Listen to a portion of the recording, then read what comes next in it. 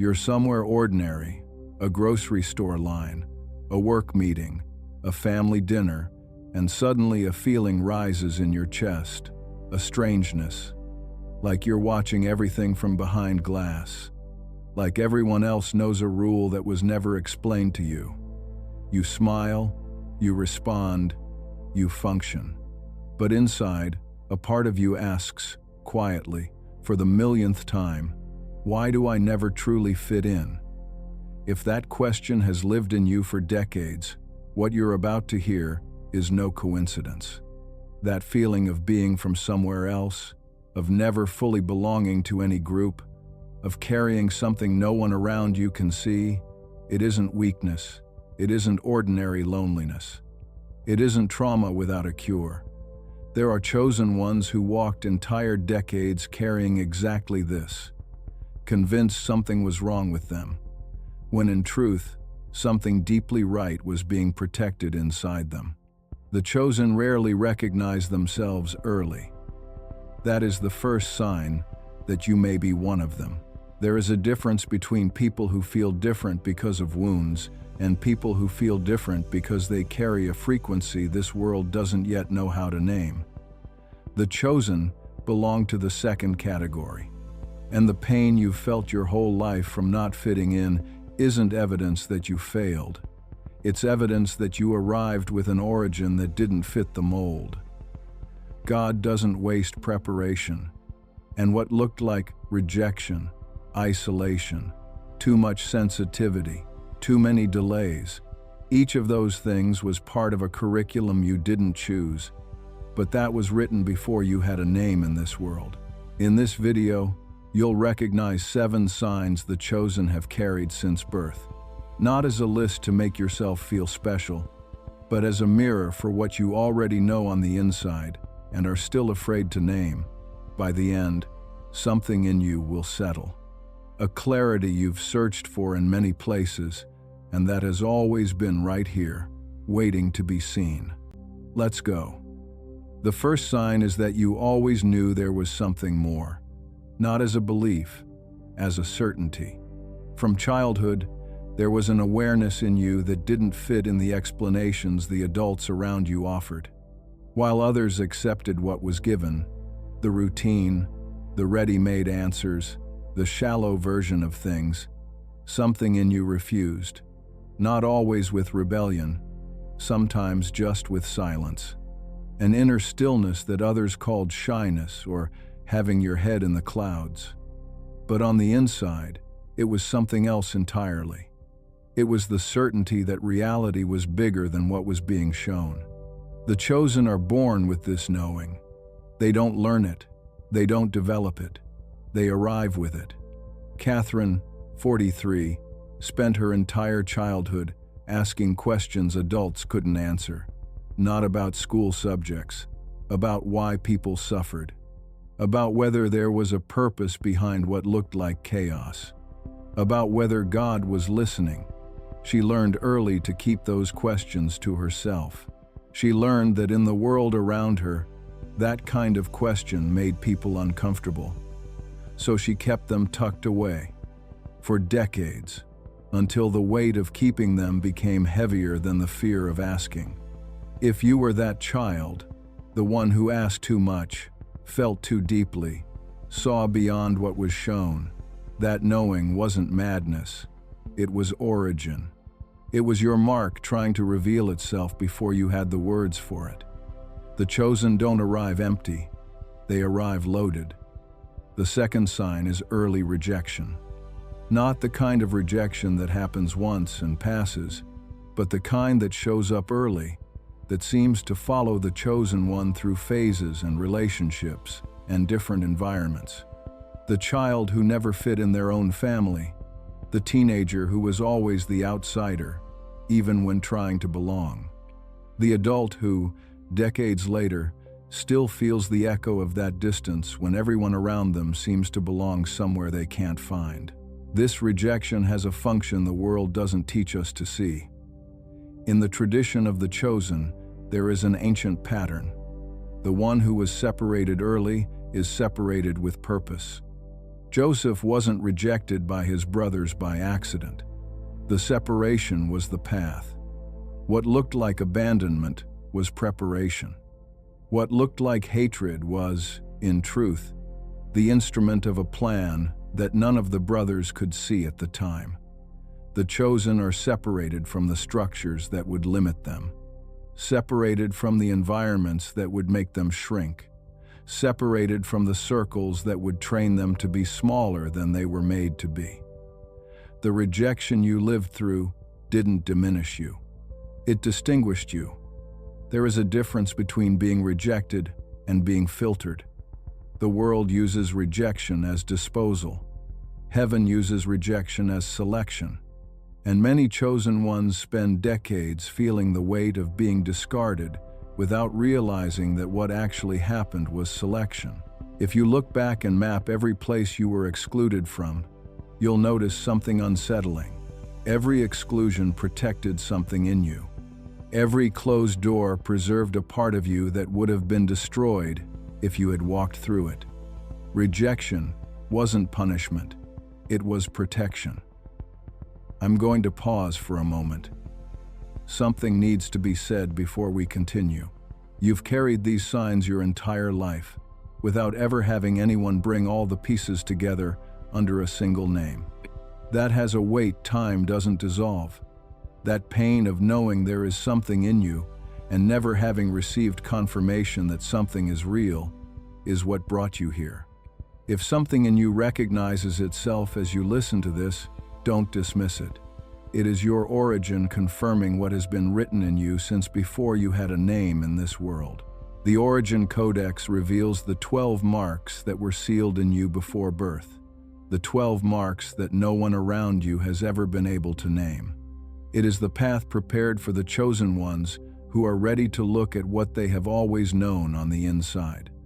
Along with the Codex, you receive 7 sacred companions, 5 written guides that decode the deepest marks you carry, from the rejected child to the frequency the world called a flaw, from the abundance that always slipped away to the signs that appear without explanation. Plus, the complete audiobook of the Codex for your quiet moments and your prayer, and an audio activation sequence for each mark you carry. The link is in the pinned comment, but only for a limited time. Let's continue. The third sign is that you feel what others don't feel, and it has already cost you. There are chosen ones who walk into a room and feel the energy of the place before exchanging a single word, who sense the hidden pain in people who are smiling, who leave meetings, parties, or conversations completely drained without being able to explain why, who absorb what's in the air as if there's no skin between them and the world. This has been called a lot of things over the years: too sensitive, dramatic, anxious, weak. You may have tried to toughen up, tried to create distance, tried not to feel so much, but it didn't work.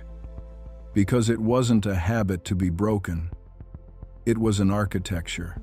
The chosen were built with a spiritual receptivity that the average person simply doesn't carry. You don't feel more because something went wrong in you. You feel more because you were equipped to perceive what others would need to ignore just to get through the day. The Spirit doesn't give someone heightened sensitivity without also giving them the capacity to transform it into something. What you've always felt and what weighed so heavily isn't a burden without purpose. It's the ability to see what's hidden. It's one of the rarest instruments that exists. And it was placed in you before birth because there was a function that could only be fulfilled by someone willing to feel what most people refuse to. You aren't weak because you feel everything. You are a chosen one who hasn't yet learned to work with what you've always had. The fourth sign is that your life has had delays that made no human sense. While others around you moved forward in relationships, in careers, in stability, in achievements, there was in you a constant feeling of waiting, of something being held back, of the timing being off, of trying hard and still not getting the results that should have come, of a gap between what you felt capable of and what the world was allowing. That delay has made you doubt yourself, has made you ask whether something was wrong with your faith, your effort, your luck, your worth, has made you look at others and feel a pain you couldn't fully name, not exactly envy, but a longing for a life that seemed like it should have arrived and never did. The chosen operate on a different timeline. What the world calls delay, heaven calls alignment. There is a difference between being late and being prepared for something that hasn't happened yet. Some roots need to grow deep before the tree appears. Some chambers need to be built before the fire can burn without destroying everything around it. Moses spent decades in the desert before receiving the call the world would come to know. Joseph spent years in prison before walking into the palace. The preparation of the chosen rarely follows a human calendar, and those who arrive too early arrive without the depth needed to sustain what they carry. If your life has accumulated delays that had no explanation, don't dismiss the possibility that there was an unseen hand pausing what wasn't ready yet. The chosen ones who were held back longest by the process are often the ones who carry the deepest call, because what is profound takes longer to reach. And there are chosen ones who arrive at a certain point in life and look back, and only then can they see the thread. What looked like chaos starts to take shape. What looked like punishment starts to look like a path. Not because the pain diminished, but because the perspective shifted. And that shift in perspective, that moment when the delay starts to make sense, is one of the most sacred movements a chosen one can experience. You may be in that moment right now. The fifth sign is that you've always had a complicated relationship with belonging. It wasn't that you didn't want to be with people. It was that being with people for too long drained you in a way you could never quite explain. You could be in a group, contribute, smile, participate, and still feel that a part of you was somewhere else, as if there was always a layer between you and the full experience of belonging. And in moments of solitude, something curious happened. Instead of just pain, there was also something that felt like relief, as if solitude was the only place you could breathe completely, where the pressure of being understood, of adjusting, of translating who you are into a language others would accept, simply stopped. This confused you for a long time. Because you wanted connection, you ached for it. But the belonging the world offered never quite fit. The chosen weren't made to belong to just any group. They were made to belong to an origin. There is a difference between loneliness as absence and loneliness as protected space. What you felt wasn't only a lack of tribe. It was the protection of a frequency that couldn't be diluted by the noise of the wrong belonging. God keeps some chosen ones in silence longer than is comfortable because what they carry cannot be contaminated by constant adjustment to whatever is around them. The solitude you lived through was a filter, not a punishment. The sixth sign is that patterns repeated in your life in ways that began to look like a curse. The same kind of relationship, the same kind of betrayal, the same breaking point in professional cycles, the same feeling of getting close to something and watching it slip away. You may have called it bad luck, self-sabotage, karma, a generational curse. You may have tried to understand it, fix it, heal it. And the pattern came back, not because you didn't grow, but because something bigger was being worked out. The chosen frequently carry the breaking point of an entire lineage. What repeats in your life isn't just your story. It's the accumulated story of generations who didn't have what you have.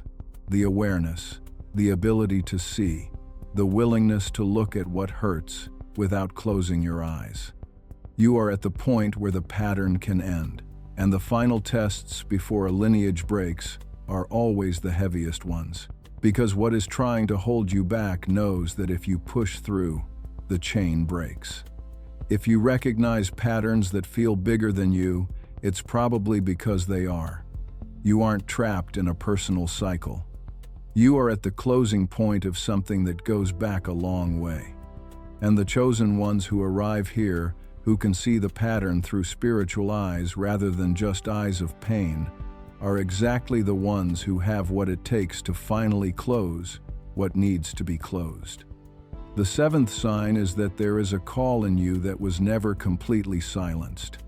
No matter how many times life tried to muffle it, no matter how many disappointments, how many fresh starts, how many moments when you gave up believing there was something greater waiting for you, there was always, deep down, a flame. Small sometimes, nearly extinguished at certain points, but present, a feeling that you came here to do something. That your time on this earth isn't accidental. That there is a purpose that hasn't yet been fully fulfilled, and that it has to do with something beyond yourself. That call may not have a name yet, may not have a clear shape. It may show up only as restlessness, a dissatisfaction with what is, a quiet refusal to accept that this is all there is for you. The chosen often carry the call as a question before they carry it as an answer. And that question, that refusal to fully settle, is sacred. God doesn't plant a call where there's no capacity to respond to it. What you feel should exist in your life but doesn't yet isn't an illusion. It's internal prophecy. It's the spirit in you pointing to what was written before birth and is still waiting to be reached. The chosen who reach the end of their lives without recognizing the call are not the ones who failed. They are the ones who never had a mirror that showed them what had always been inside them. And you, right now, are standing in front of a mirror. If the weight that surfaced as you listened to these 7 signs is older than you can remember, if the rejection, the loneliness, the delays, the patterns, the call that was never completely silenced resonated as something you know from the inside and not just understand with your head, then what is happening right now isn't just a video, it's a recognition. And recognition is different from new information. New information enters through the mind. Recognition rises through the chest. You can feel the difference. If something in you recognized itself in this video, don't dismiss it. It is your origin confirming what was already written. Click the link in the first comment and access your gift. The Origin Codex is the path prepared for the chosen ones who are ready to look at what they have always known on the inside. The 7 signs you just recognized don't exist in isolation. They form a map, and like every map, it only serves those willing to walk. There are chosen ones who recognize all of this and still pull back. Not from lack of faith, but from a very specific fear. The fear that recognizing the call means having to change. That accepting the origin means accepting responsibility. That naming what you are means you can no longer pretend you don't know. That fear is legitimate, and it is also one of the final tests before opening. Because the chosen ones who arrive at the threshold of their recognition face a moment of choice that isn't dramatic the way it is in movies. It's quiet. It's internal. It's the difference between rolling over and trying to go back to sleep, or staying awake with what was awakened and letting it move something. Those who roll over aren't cowards. They are chosen ones who aren't ready yet. And heaven is patient with those who aren't ready. But those who stay awake, who let the recognition settle, who don't rush to distract themselves from what was stirred, they enter a different current. One that doesn't depend on external circumstances. That doesn't need validation from the people around them. That operates on a frequency the ordinary world doesn't access. The chosen ones who made it this far in this video didn't get here by accident. The algorithm has no soul, but the Spirit uses whatever is available to place in front of the chosen what they need to find at the right moment. You arrived here at the right moment, and now, a question, not to be answered out loud, to be carried in silence, in the place where true answers live.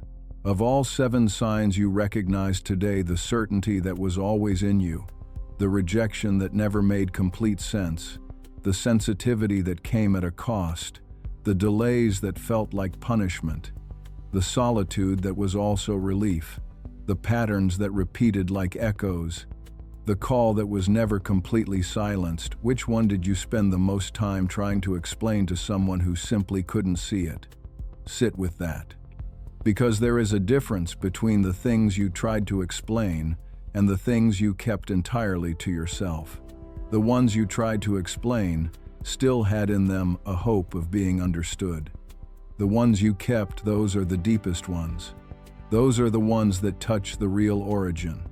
The chosen carry a core that is rarely shown, not out of pride, out of protection, because there were enough moments in life when what was most sacred in you was handled by hands that didn't know what they were holding, and the pain of that taught you to guard it. But guarding too long has a cost. What stays guarded without being recognized begins to weigh differently. Not like a secret, like pressure, like a part of you pushing from the inside with nowhere to go. The chosen who reach their 40s and 50s carrying that weight without ever having had a mirror that named what they were feeling, they arrive tired in a way that ordinary rest doesn't fix. It isn't the tiredness of work, it's the tiredness of unrecognized origin. And the healing for that tiredness isn't rest, it's recognition. It's the moment when what was guarded finally finds a name, a shape, a confirmation that it wasn't madness, wasn't weakness, wasn't excess, it was a mark, it was origin. It was the specific weight of someone who arrived carrying something most people don't carry. There is a part of you that still resists believing this completely, that hears, that feels it resonate, but that has an internal counterpoint, a voice that says, "But what if I'm fooling myself? What if I'm just an ordinary person who wants to feel special?" That voice is familiar too. The chosen carry it often. It's the voice of everything that was taught by a world that didn't know what you were. A world that measured you with instruments made for measuring the ordinary. And since you weren't ordinary, the instrument always pointed to something wrong. But faulty instruments don't prove that what was measured was wrong. They prove that the instrument didn't fit.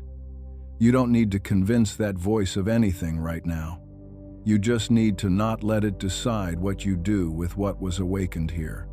For those who felt something move as they listened, a clarity, a recognized weight, a stillness that isn't indifference but settling the path continues. Just below, not with urgency, not with pressure, but with the awareness that what was awakened here was not accidental, and that there is a next step available for those who are ready to look more deeply at what has always been inside them. The chosen who make it to the end of something like this rarely arrive on impulse. They arrive because something inside them already knew there was something here to be found. And that knowing, that inner orientation that brought you here, is worthy of trust. Trust what you already know on the inside. You are not broken. You were marked. Walk in your origin.